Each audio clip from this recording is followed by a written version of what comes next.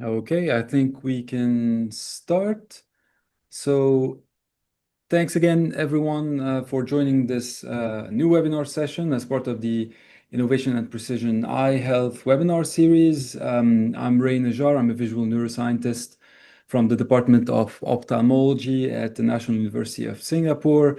I'm also the research director of the same department. And today it's really a great pleasure to welcome our speaker for today, Professor Serge Picaud. So I'll do a brief introduction of Professor Picaud. He needs no introduction really for people who work in ophthalmology and visual neuroscience, but I will still do it. So Professor Picaud is a leading neuroscientist and physiologist specializing in vision science. He's currently serving as the director of the Paris Vision Institute, and he's also the scientific director of the Fondation Voir et Entendre. My French is going to start to kick in at some point here. His research spans from fundamental discoveries in retinal signaling processing and neurotransmission to pioneering clinical applications for restoring sight in blind patients, restoring sight in blind patients. Yes, you heard it correctly. So he has played a key role in developing innovative vision restoration strategies, including high-resolution retinal prostheses, optogenetic therapies, and sonogenetic stimulation. Notably, Prof. Picaud has elucidated the mechanism of retinal toxicity caused by the epilepsy drug vigabatrin, and he has co-founded several biotech companies, authored over 150 publications, and holds more than 20 patents, and has won many prestigious honors and awards. Notably as well, I've met Serge for the first time in Australia, where I was really impressed by how well of a speaker he is. So you're in for a treat today.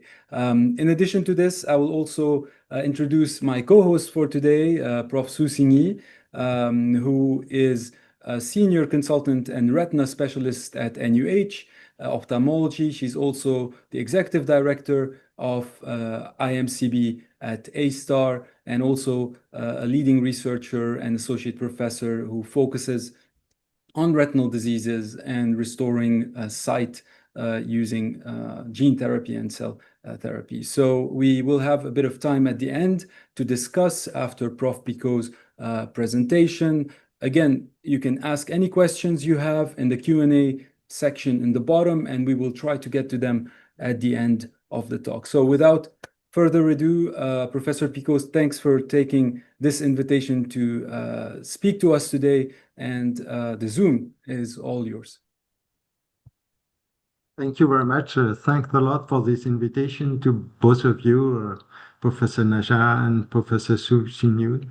It's for me a great pleasure and a great honor to be with you in Singapore, and I'm very impressed by all the people already connected. So thanks a lot. So I will try first to introduce what we are currently doing at the Paris Vision Institute, and then I will focus on the real talk from prosthesis to genetic-based brain-machine interface for visual restoration. So the idea is that what we want to do is, as we work on ophthalmology, mainly we want to treat disease. And so we have different disease affecting the photoreceptors. So we lose photoreceptors, or affecting the retinal ganglion cell. And these are like age-related macular degeneration or glaucoma in the case of retinal ganglion cell. I just want to point out the fact that we are really interested in the macula, where we want to preserve the macula, and also we want to restore vision at the macular area, and with this special particular histological thing or morphological aspect of the macula, with this deep in the retina, because you only have photoreceptor there, so that when you look at an image, you really move your macula on the different important point, the eyes and the nose. So we have been working at the Paris Vision Institute. So the Paris Vision Institute is with 5 departments, but the idea was to generate this institute on the campus of the National Institute, the Hospital, sorry, and where there are patients, but also we generated different labs. And so Professor Sale was the head of the common label that is named Foresight between the institute and the hospital, and now Professor Baudouin is the head. So the idea is that in this thing, the patients are really at the center, and because in the hospital we define the clinical challenge, so that then in the institute we can solve the scientific challenge, find targets and solution for the patient, and then we come back to the hospital for the treatment. So with this, in the institute, we have very fundamental research. As you can see here, for instance, we clarify the eyes. We can even clarify the human eye. You see it totally translucent. We generate rainbow technology, you see, with the labeling of the different neurons with a specific color, so that then we can really look at the architecture of the tissue, but we can also look at the cell fate during development of these neurons. We are also generating what we call holographic stimulation for optogenetic and ultrasound imaging. So the idea is that we use all this technology for fundamental technology so that we can not only understand vision, but the idea is also to preserve the retina and the eye. And so for that, we need models. So of course, we have a rodent model, but we are also generating model with zebrafish by gene editing. As you can see, we have also models of non-human primate, where you see here some kind of features that are highly reminiscent of age-related macular degeneration. And especially you see here, we lose the easy band. We have also avatar of the human retina with the retinal organoids. Here you see both the rods in red and the cones in green. And when we do it with symptomatic patient, we generate organoids where we lose the rods here in red. They have totally disappeared. And the cones in green are already disorganized, and they will also degenerate. So we are using all these models to understand the pathways. And for instance, Florian Senlob has already understood what are the role of the genetic risk variants in AMD that promote the macrophage accumulation. And he could show that normally thrombospondin 1 is binding to CD47 receptor, so that the macrophage will suicide themselves. Whereas in the case of mutation on complement factor H, you see that the complement will bind, preventing thrombospondin to binding. And so macrophage will no longer be able to suicide themselves.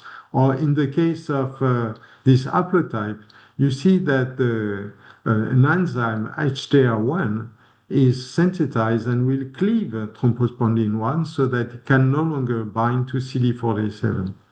So we understand all these mechanisms, and then we can propose some kind of therapies.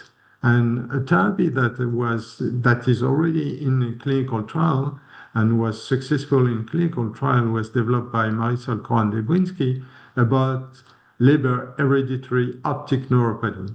And you see, it's a mutation on the mitochondrial DNA.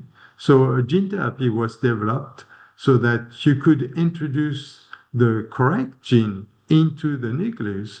But then what Marisol did was to find sequences that would allow the mRNA to be sent to the mitochondria, and so that the protein would be synthesized at the mitochondria, so that then you could see here the recovery of vision in patients in both the injected eye in red and in the control eye in blue. And you see the gain of vision for both eyes. There's another gene therapy that was developed by Thierry Leveillard, and where he found out that in retinitis pigmentosa, when you have a loss of rods, the cone will then degenerate. You see the loss of rods, and then the cone degenerate. But what he realized is that there's a trophic factor that he named rod-derived cone viability factor that is released by rods so that cone can survive. And so he proposed to introduce this rod-derived cone viability factor by gene therapy into retinal pigment epithelial cell so that they would synthesize this factor and so that the factor would prevent the loss of cones. So this is currently in clinical trial, and we hope that it will be highly successful for patients with retinitis pigmentosa. Another strategy for retinitis pigmentosa was developed by Olivier Gouraud when a mutation is affecting the retinal pigment epithelium. So Olivier Gouraud has proposed to generate some kind of transplant of retinal epithelium. And you see here the transplant at the back of the eye in a non-human primate.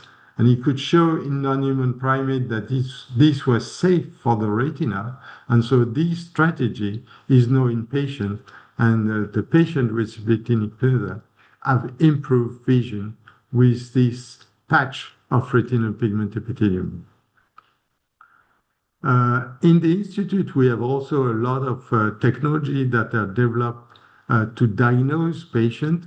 And you see here, for instance, adaptive optics, where you can not only see here the retinal pigment epithelium, but also all the points here are the cone photoreceptors. And with this technology, you can measure the progress of the lesion in patients with age-related macular degeneration in just 4 months. So this should allow us to switch to clinical trials, because then we can really measure the progress of the disease in a few days also.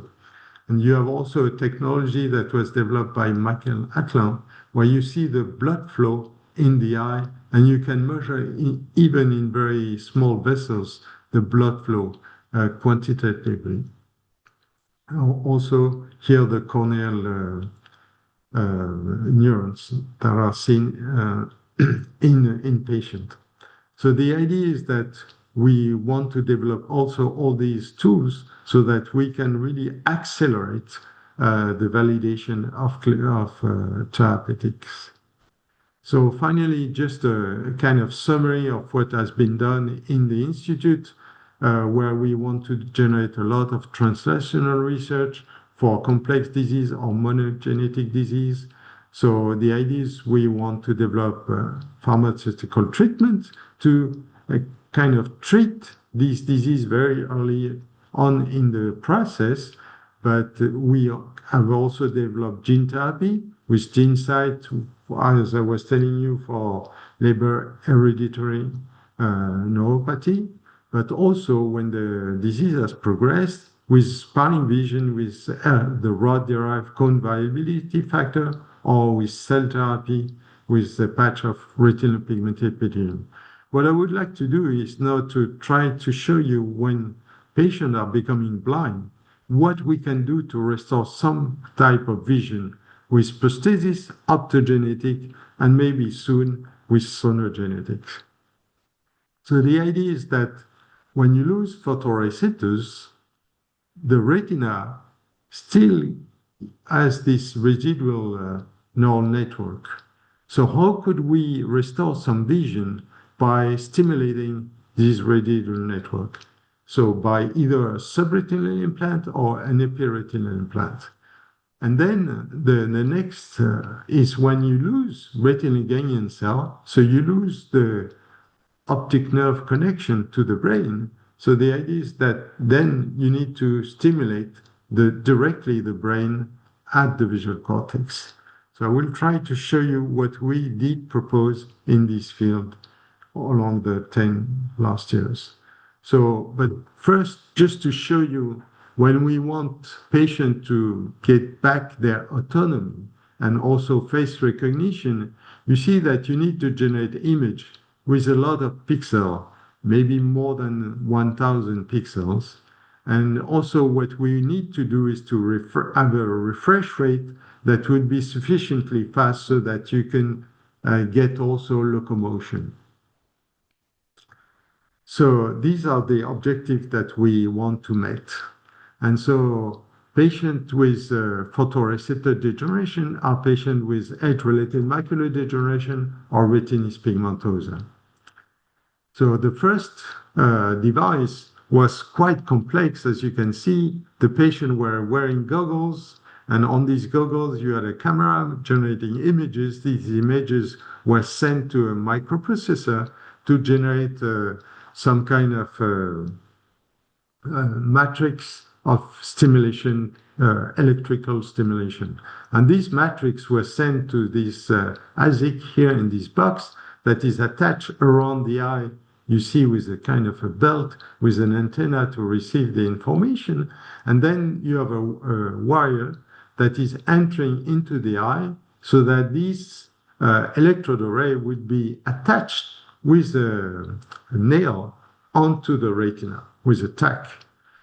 So this allowed patients to see and but this implant was stopped after more than 300 implantation in patients due to the low vision. And recently we have been working with Daniel Palanker from Stanford University on a new kind of device. So he generated a device. You see, it's a totally wireless device. It's just a piece of silicon. And the idea is that you have on these some units. In these units, you have diodes here, infrared diodes. And in the center, you have the electrode for stimulating the neurons. And the current is returning to this great ground grid that is, you see, surrounding each of these units here. So the units are 100 microns. And so the first test was done in such an electrode array where, in fact, a blind retina from a blind rat was included so that you can record the spikes from the retinal ganglion cells. And then on top of it, you would put these type of implants that you can see here at the back of the eye in a rat. And then it's stimulated with infrared so that it would really generate a current at the electrode of the implant. And you can see that the ganglion cells are generating spikes just after this stimulation. So you can really induce activation of the blind retina. And this was then tested by Daniel Palanker in living rats. And you can see that he was recording the visually evoked potential at the cortical level when stimulating with some kind of stripes so that he could measure the visual acuity, showing that the visual acuity with this implant was not so far away from the visual acuity of a normal rat. And so at this standpoint, we did propose to see whether we could translate these implants to patients. And so the first thing we proposed was to produce these implants in a clinical grade in France and then to test them. But we did test them on non-human primates because the cells are much bigger, they have a different physiology. So we wanted to be sure that it would activate the non-human primate retina, but the blind non-human primate retina. So what we did was to take retina and just use a razor blade to remove the photoreceptors so that we would have a blind retina. And in this blind retina, we recorded again in such a multi-electrode array so that we could record the spikes from the ganglion cells here while stimulating by infrared the implant that was above the bipolar cells. And then the question was whether this kind of electrical current released by the electrode, would it really activate the ganglion cell? And the answer is yes, it does. As you can see here, the spikes And what was very interesting was that when we were stimulating some or recording some of the ganglion cell, you see, for instance, this ganglion cell is only activated by one single unit, indicating that we had a very good resolution, spatial resolution with this kind of implant. This allowed us to go to living non-human primate, and you see here this small implant at the back of the eye. You see here by OCT that it's separating the retina from the choroid below, and this induces cone photoreceptor degeneration of all photoreceptors. In fact, as you can see here, the loss of these green dots that are cone photoreceptors. So in fact, the animal is becoming blind just at the position of the implant, because in fact the implant is separating the retina from the substrate coming from the choroid. And what we designed in these non-human primate was a behavioral test where we were asking the animal to concentrate on a central point and then flashing light on the periphery. And you can see that the animal is able to generate a visual saccade everywhere except at the position of the implant, because the animal is blind there. But if we stimulate with infrared to activate the implant, you can see that the animal is again able to see and to generate visual saccade. But if we stimulate with infrared elsewhere, the animal is not able to see by infrared naturally. So it's just seeing infrared thanks to the implants. So this allowed us to go to clinical trials.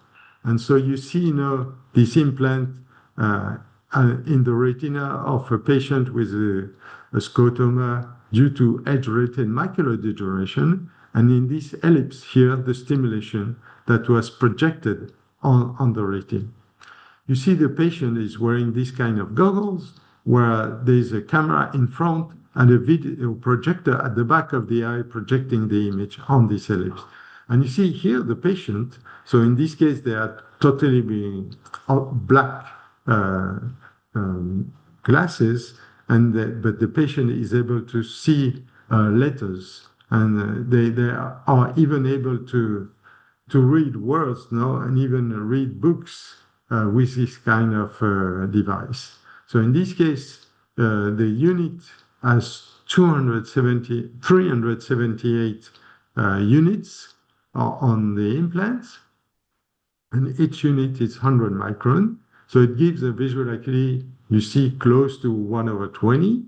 And what is quite interesting is that the patient can fuse the infrared vision, prosthetic vision, with the peripheral natural vision, because these patients, they have peripheral vision as only the very central area is damaged. So, but in this case, you see the resolution is only 1/20. So of course there are potential improvement, but we wanted to see whether we could reach cellular resolution. And it's why we propose to move to optogenetic therapy. What is optogenetic therapy? The idea is that in microbial, in algae, unicellular algae like these, you have some opsin, and these opsins are ionic channels. So you see that this ionic channel is directly activated by light, so that its opening is triggered by the flash of light. And so the idea of optogenetic was to take the genetic code of this ionic channel, to put it into an AAV, so that we would inject the AAV into the eye. The AAV would diffuse to the retina, so that it would transduce the retinal ganglion cell, so that these ganglion cells would express this kind of photosensitive ionic channel by this gene therapy. So we did it first in rodents and then in non-human primates. And you can see here that we got an expression in the macular ring around just the fovea. And so we took the retina in these of these animals, put it on a multi-electrode array, and the other piece was taken to patch clamp for recording and to show activation of the retinal ganglion cell by light. And you see this activation by light here. So we applied synaptic blockers just to make sure that this activity was really due to the expression of the opsin in the retinal ganglion cells. And you see here each of these line or dot is a spike, and you see the increase of spiking during the flash of light here. You see this big increase in spiking rate in the retinal ganglion cell. And you can see that this increase in spiking rate is really localized in the area of expression of the opsin. So we have a high correlation, but you see also that we need a high light intensity for this kind of stimulation. In this case, you see that nearly 30% of the retinal ganglion cell was transduced with the opsin so that we could have really a nice expression. And the peak of sensitivity, as you can see here, was in the blue range. So we know that blue light is quite toxic for cells. So it's why we looked for red-shifted opsin. You see here, for instance, the toxicity of the blue light on photoreceptors, but we know that it's similar in retinal ganglion cells. And so it's why we selected the opsin that we named crimsoner. You see, it's highly sensitive, close to 600 nanometer. And so we selected the capsid LV27amide, and also we selected Crimson Air linked to TD tomato because TD tomato was increasing the expression level of Crimson Air. So we did the test in non-human primate, and we did this selection in non-human primate. And these are the results, where you can see that when we pass a bar of light on the retina, you see here the electrode where we can record spikes, and you see it's highly correlated to the movement of the bar. And also, in this case, the movie is slowed down 4 times in order for us to see the moving bar. So we have a high spatial resolution, but we have also a high temporal resolution because you can see here that we reached the plateau here close to 20, 30 milliseconds. So we could have a video rate stimulation with this kind of microbial opsin. So next, as I told you, we need very high light intensities. So it's why we generated goggles. You see here, these goggles with the camera in front and the stimulation at the back at 600 nanometers. And these cameras are quite special because they are event cameras. You see the kind of information that we are getting from these cameras. In fact, each time there's an increase in light intensity, when you pass a threshold of light, you have a spikes that is sent to the camera. So you have the positive spike and the negative spikes. And then if you want, you can reconstruct the black and white image. So this device was generated to normalize the light intensity and to send some images. And already patients are seeing thanks to optogenetic. So you see a patient with retinitis pigmentosa. He was blind for 40 years.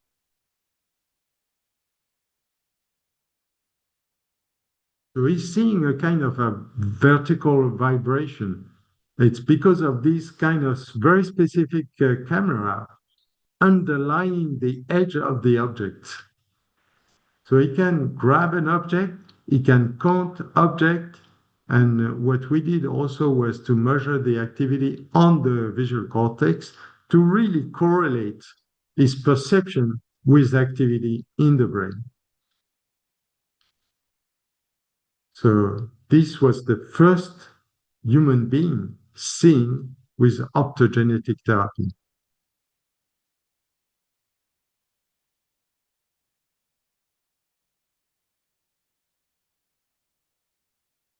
So it was the first time optogenetic therapy was used in a patient seeing or having a functional response to the stimulation. You can see it was during COVID that these experiments were carried out, and you can recognize maybe a flask of alcohol that you use to purify your hands.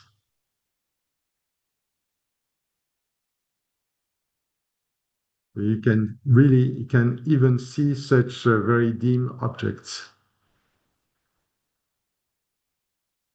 So next, I wanted to show you some very recent results that we gain on cortical stimulation.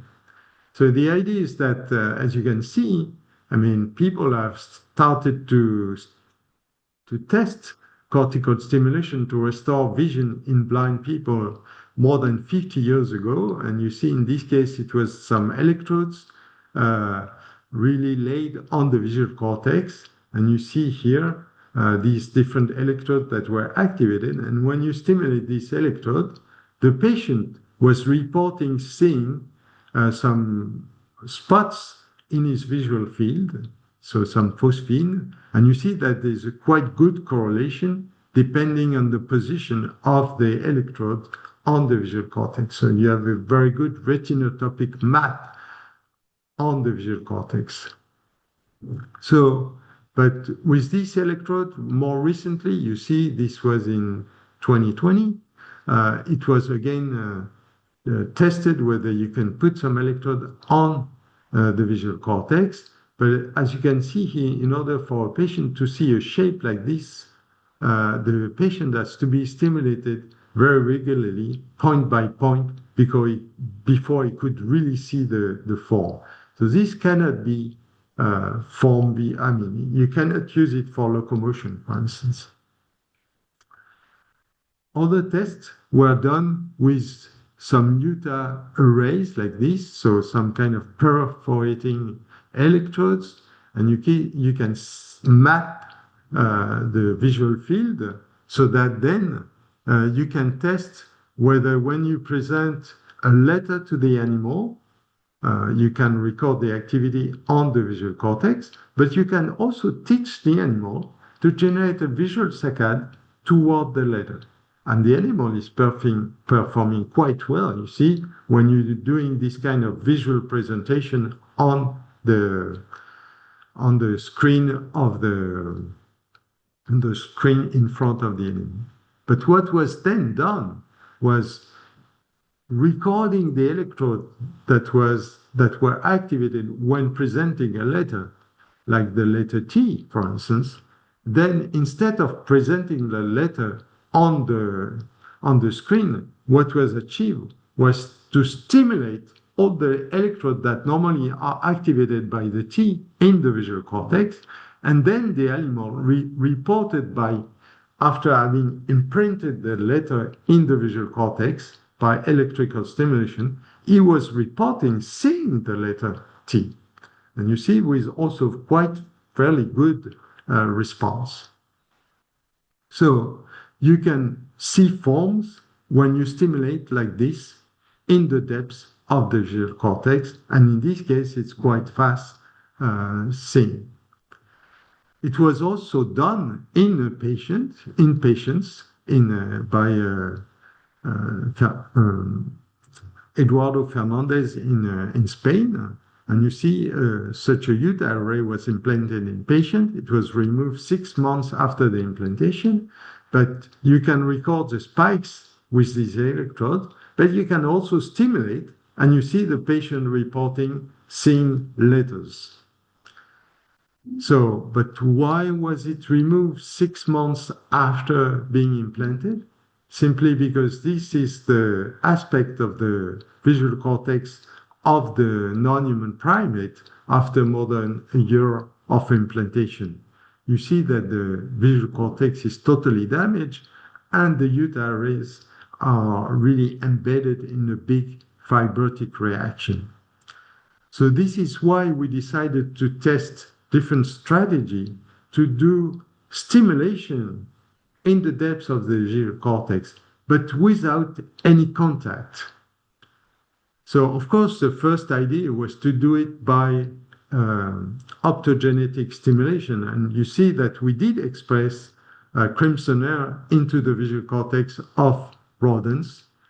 We could show that we can activate, you see here using functional ultrasound imaging or electrical recording, that we are able to stimulate the visual cortex by light. But then we need to stimulate, and the difficulty was that light is does not penetrate very deep, or we lose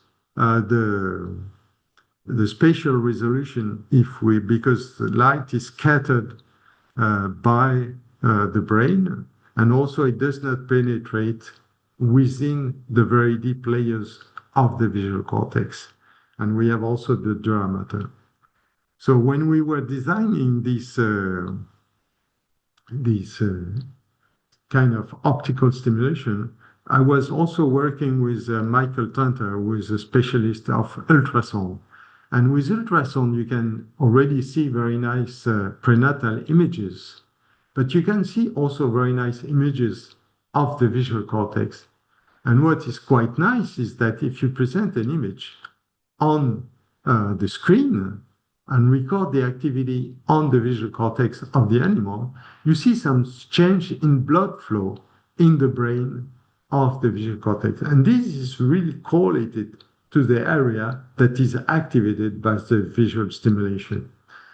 So we can, using this, really generating some kind of retinotopic map in the visual cortex, but we can also stimulate one eye or another and show the ocular dominance column here in the visual cortex. And you see this column not only in the superficial area, but also in the deep layers here of the visual cortex. So if we can visualize so deep into the visual cortex, we could also generate images into these layers. So it's why with my colleague Michael Tanter, we did propose to generate some kind of sonogenetic stimulation. So the idea is similar to optogenetic, but instead of using a photosensitive ionic channel, we propose to use a mechanosensitive ionic channel to put its genetic code into an AV, inject the AV into the visual cortex so that the neurons would become sensitive to mechanical stimulation, so to ultrasound stimulation. And the idea would be that the patient would be wearing goggles to generate images that would be then imprinted by ultrasound on the visual cortex. So is this just fantasy, or can we do it? So we did tests on rodents. You see that we could express here a mechanosensitive ionic channel named MSCL for mechanosensitive large conductance. And you see that we have a nice expression in the neurons, even deep into the layers. We can record the activity with different type of electrode, especially some kind of penetrating electrode. And in this case, you can see that we can record the response to a flash of light on the eye, or a visual response, you see here. But if we do stimulation by ultrasound directly on the visual cortex, we see that we have a much faster response. You see the latency is very short as compared to the visual response, because we are stimulating directly the neurons of the visual cortex. So it's why the latency is very short, only a few milliseconds. And we only get this response if we have injected AV into the visual cortex. If we did not, you see that the ultrasound are not generating any kind of response here in the visual cortex. So we have a very good temporal resolution. What about the spatial resolution? If we use an ECOG array at the surface of the visual cortex, we can record visually evoked potential. here at the surface of the visual cortex. We can also record the response to ultrasound stimulation. And you see this nice response depending on the length of the ultrasound stimulation. But we can also record which electrode are measuring this type of response, and so to define the area that was activated by the ultrasound stimulation. And you can see that if we move the stimulator here, we move the stimulated area. So we have also a very nice spatial resolution. Does the animal perceive anything? We did a test where we have a dehydrated mice, and you see that whenever we shine light onto the eye, we deliver water. And we will test whether the animal is licking between the light stimulation and the water delivery. And you can see that the animal is learning, and this kind of licking behavior is increasing. So the animal is learning that whenever it does see light, it will receive water. But after these 4 first days, we changed to ultrasound stimulation of the visual cortex. And you see that, in fact, the animal is doing the same behavior. It's licking whenever we stimulate the visual cortex, meaning that the animal is seeing a kind of a flash of light whenever we do an ultrasound stimulation. And you see that we can still obtain this kind of response few days after the learning phase. But this is only when we have transfected with AAV. If we did not transfect with AAV, you see that we fall back to the ground level, the control level here.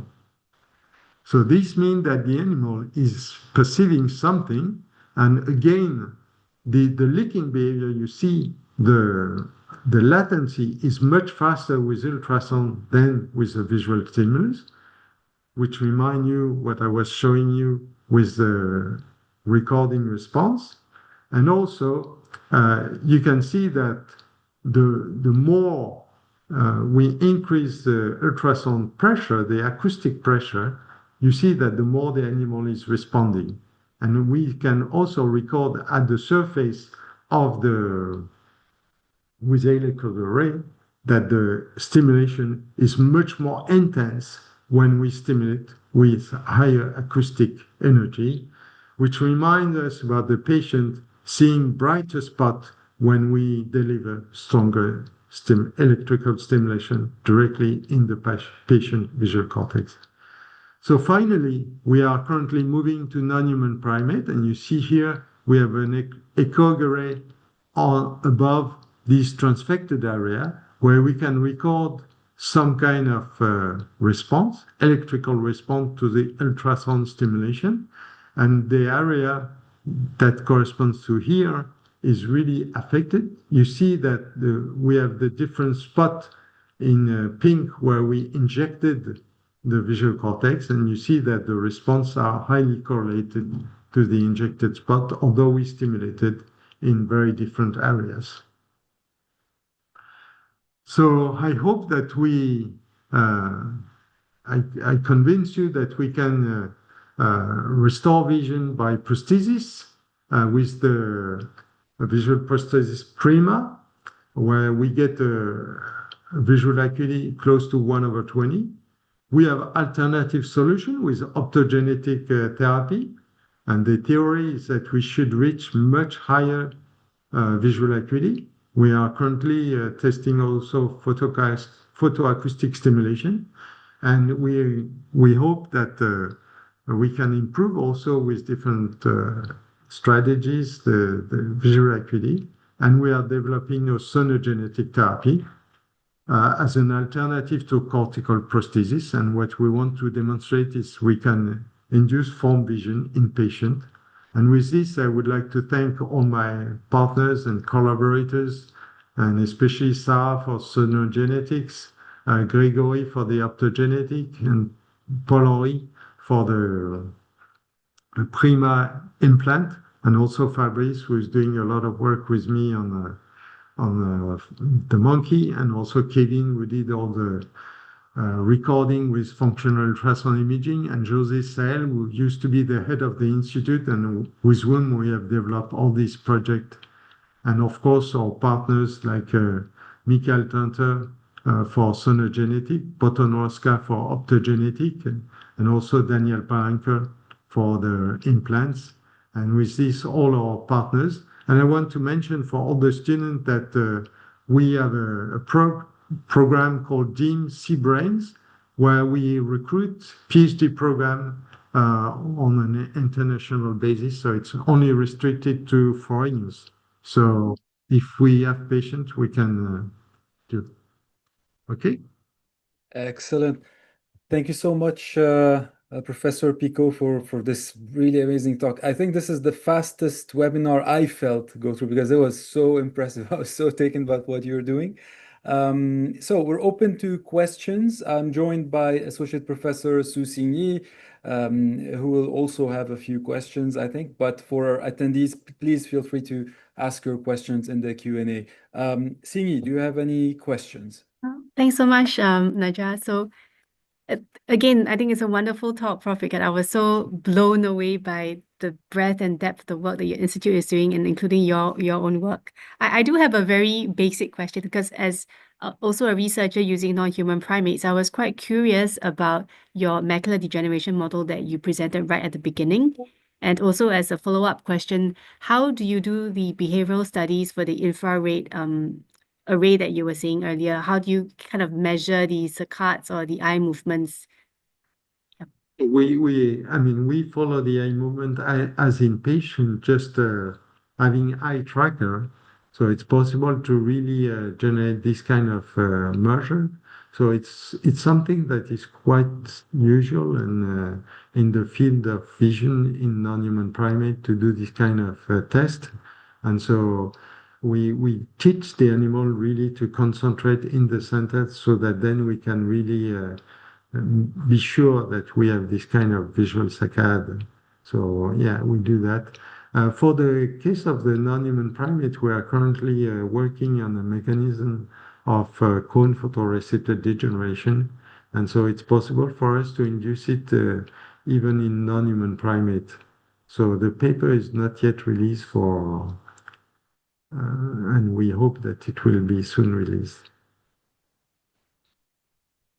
Maybe I can follow up with a question as well. The sonogenetic stimulation is very interesting. I was just wondering, is there any sensitization or desensitization happening in the visual cortex if you keep using this technique? Because you're seeing a direct stimulation of the neurons there. Do you see this anything happening on long term to the neurons in the visual cortex? Oh, no, we haven't been testing if we have some kind of toxicity, but we could show that we can come back every day and still be able to activate the neurons. So it seems that we can do activate, and it's highly dependent about the kinetic of the ionic channel. So the ionic channel is quite fast in both opening and closing. So in fact, we are really taking care of this kind of, there's no desensitization because the channel is really fast in opening and closing. And so we really believe that this could be useful for long-term stimulation. And we did also some tests to show that there is no huge increase in temperature due to the ultrasound stimulation, because we know that when you do very long ultrasound stimulation with high acoustic energy, that you may hit the tissue. Very interesting. And so in detecting spatial resolution, apparently, at least detecting objects and forms, what about detecting movement in that case with sonogenetic stimulation? Because then will it become This is trickier? on the list. This is really on the list of what we need to do, and but we haven't done it so far. But it's clear that if we could demonstrate the perception of form and the perception of movement, this would really justify some clinical trial to define whether the patient are able to also see forms and movement. So we hope that we can succeed in order to then propose clinical trials in this field. The advantage would be that we would have no contact with the tissue. We could even be above the dura mater. We would not need to generate any contact to the dura or to the brain. So it would be safer or less invasive than with UTI ray, where you have this kind of nail getting into the brain. Very interesting. Singi, any questions from Yeah. yourself? I would like to follow up with the questions on the sonogenetic therapy. Perhaps I kind of missed it in your talk. I was just curious as to how a vision, a perception of a visual object can then be changed into a ultrasound, and then for that to then stimulate perception of the vision. If Yeah, you could well, help. the idea that, I mean, was demonstrated by Professor Peter of Selma in Netherlands. What he did was, to use all these UTI rays. So this was a science paper where he was implanted up to 16 UTI ray in the brain of a non-human primate. And so he could show with this UTI ray that he covers a wide area of the visual field. And then he could show a letter to the animal and really define all the individual electrodes that were activated when the animal was seeing the letter, so that then when he wanted to imprint the letter in the visual cortex of the animal, he had to reactivate the same electrode that were activated by seeing the letter. And then he could show that the animal was seeing a letter because the animal was doing the behavior of seeing the letter. And so what we want to do is, at the moment, we're trying to use ultra-fast ultrasound imaging to define when the animal is seeing a form, how does the form is represented on the visual cortex. So, I mean, it's not using electrode, but it's a similar way to see how the visual cortex is activated when we present different type of visual stimuli. Thing. Maybe if I could kind of ask some questions on the optogenetic work. Again, really wonderful to see how we can allow blind patients to be able to see. Just kind of a really out there question, because in our eyes, we have red, blue, and green cones. And so there is this whole array of different combination. Do you think that would be a new direction that optogenetics therapy might take? So like different sorts of engineered cones. Yeah, well, this would be terrific if we could really do all this. But I think you have also to realize that normally in the retina, you have on ganglion cell, you have off ganglion cells, you have ganglion stem that detects moving objects. You have all kind of ganglion cell. You have some kind of blue on, off, yellow off, and all these are not represented because whenever they express the microbial opsin, they all respond the same way to a flash of light. So we cannot discriminate at the moment between the on and the off. They all respond the same way. So we could improve a lot by being much more selective in the type of ganglion cell that express a given opsin, and maybe use different opsin to activate differently the different types of ganglion cells. So there's a long way to go before we can generate perception with color vision and all these very defined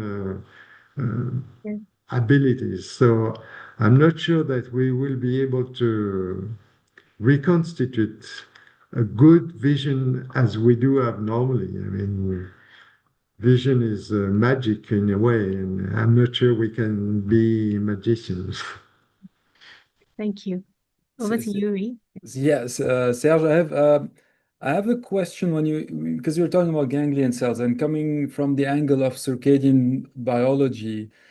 I'm not sure if I've seen any papers on this, but are we able to use at least optogenetics to boost, for example, IPRGC response, melanopsin containing ganglion cell response to better entrain, circadian rhythms, improve health, improve alertness? Because, this is something, we're trying to forge a collaboration hopefully between our institutes. I'm wondering if this is not something we can discuss unless it's already done, because your knowledge on this field is much better than mine. I don't think it has been done, and it's clear that it would be an interesting avenue. Uh, the opposite was done, to use the melanopsin to try whether it would be, instead of using an opsin from an algae, to use melanopsin, because it's a human opsin, so it would be more. But the thing is that melanopsin is generating such a long response that it was not possible to use it, because the dynamic of the system would be too slow for seeing. Right. But your question is very interesting, because maybe we could, although you need a lot of light to stimulate these opsins so far.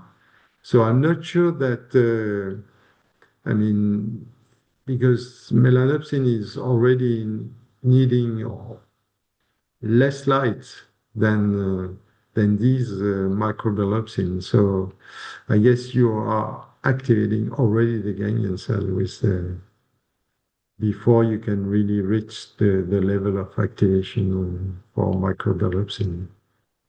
Right.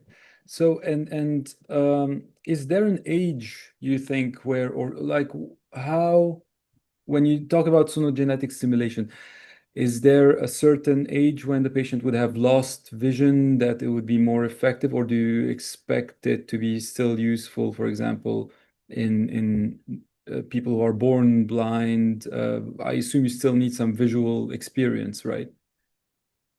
No, I mean, people have shown that even when you get blind due to cataract, to what do you call it? When you just get born and you already have cataract, that so you can reach teenage or even older. And so a scientist, an American scientist, went back to India, because he is originally from India, and operated these patients who got cataract from their baby age, and they could learn to see. So it means that you can learn to see even at an old age. So it might be possible to still kind of learn to see at a very old age. But this would have to be, and I guess it's never as precise vision as we do normally have. But it might become possible in the future to learn to see, even if you never learn in your young age, before the end of the clinical period. Yeah, learn to see. I think that's a very nice. I have a question from a colleague who WhatsApped me. He's listening to your talk. He wants to have your opinion on a new cortical stimulation, which is BlindSight from Neuralink, founded by Elon Musk. I kept this to last a little bit. I would kind of play my joker there, because I'm not sure that. I'm sure that Elon Musk has much more money to develop a strategy than we do. So I would not. And the guy is very clever, so it's a competition. We'll see who ends up with the best strategy, but we think that, in my opinion, it would be useful to develop a strategy without touching to the brain. Even if you can develop some nice electrodes, there's a kind of rejection by the brain of whatever you put in it. So Yeah, that was quite evident from the images that you showed, I think, for the micro array. the thing is that maybe if you can have very flexible electrode, maybe it would be less traumatic. In the case of the youth array, it's so rigid, and also the animal is just jumping everywhere in the cage. Maybe an old patient is not jumping everywhere, so maybe the brain is less kind of in movement. Um, so maybe the trauma would be less in an old patient than it is in a young non-human primate. But I mean, if we can develop something without contact, I think it would be best. Very interesting. Sini? Yep.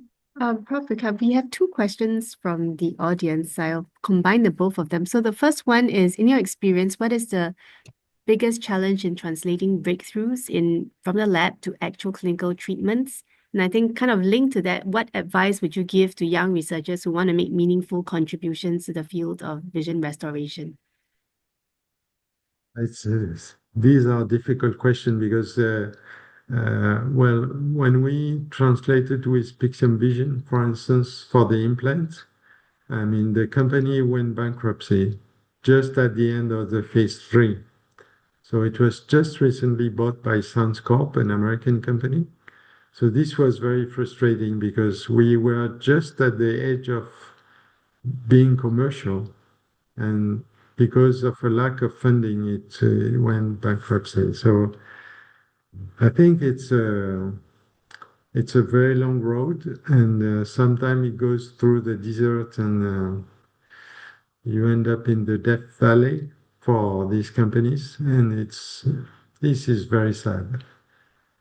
But I think it's always worth to try, and we have to try in order for the patient to get solutions. So I think I would encourage anybody to try because also because we all have different ideas and we never know which will be the best idea. You see, we did both implant and optogenetic, although they are in competition, and we generated two startups uh, competing to each other, but because we do not know which will be the best option for the patient. And maybe in one case they will choose prosthesis, in the other case they will choose optogenetic therapy. And in the end, we will see what is the best option for patient and for depending on their disease also. Thank you. And we have one more question, actually quite a philosophical one from the audience. So say, with the growing focus on the brain's role in processing vision, how do you see the brain-based therapies complementing retinal treatments in the future? So in other words, do you focus on the eye, the retina, or do you focus on the brain? I mean, it's good to restore vision, but the best would be to prevent vision loss. So I think we have to concentrate maybe on the retina to prevent the vision loss. And I hope that we can keep vision in many more patients than we do currently, especially with a lot of disease related to myopia, related to age-related macular degeneration, glaucoma. I think there's no fatality for blindness. We have to fight and we have to succeed. So this is the message for the young people. They have to succeed. I'm getting old and I'm not sure that I will make many more contributions, but I think they should dream. They should allow them to dream because when we started this whole project on visual restoration, I felt it was useless because companies were already existing in the US, and we started, we were a very small team. But finally, I think we did a quite good contribution to the field. And so the message is yes, allow your dreams to occur and follow your dreams. Awesome. I think there's no better way to conclude this webinar than with these words. Professor Serge Picaud, thank you so much for a very insightful talk tonight, and thank you for taking the time. I think this is your lunch hour right now.